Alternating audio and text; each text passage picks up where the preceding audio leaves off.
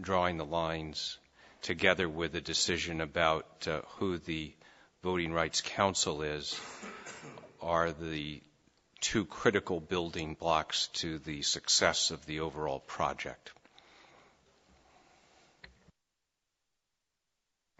Commissioner Ward?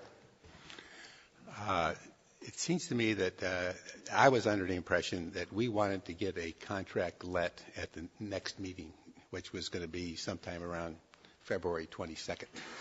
And in fact, that is on our agenda to get that accomplished. And it sounds to me like I don't think we can go to a competitive bid and get that ready for the 22nd. Okay.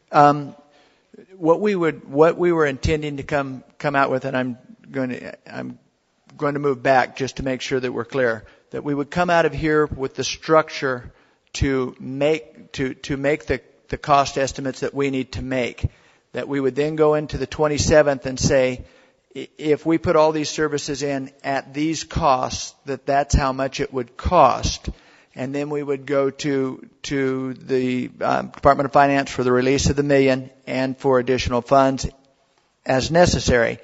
The contracts that we're talking about for the line drawing would occur after that point. And no matter what contracts we put into place, they are all going to be subject to available funds.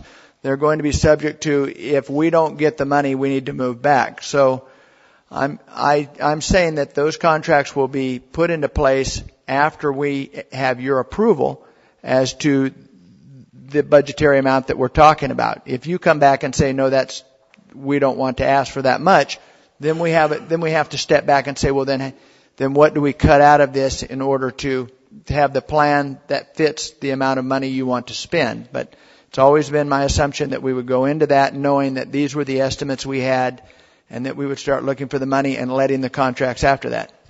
I guess the question is, how do you get the estimates if you don't have the person in mind? This is case in point. I'm assuming would be IT specialists. We're going to go out and we're going to cost out what a reasonable cost for our webmaster is going to be, for instance.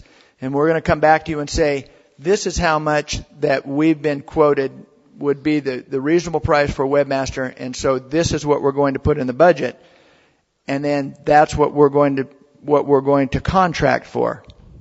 So we're going to look for estimates that way, but we're not necessarily going to put contracts in place if we can't pay for them. Would you be able to do that for the person who's going to draw the lines?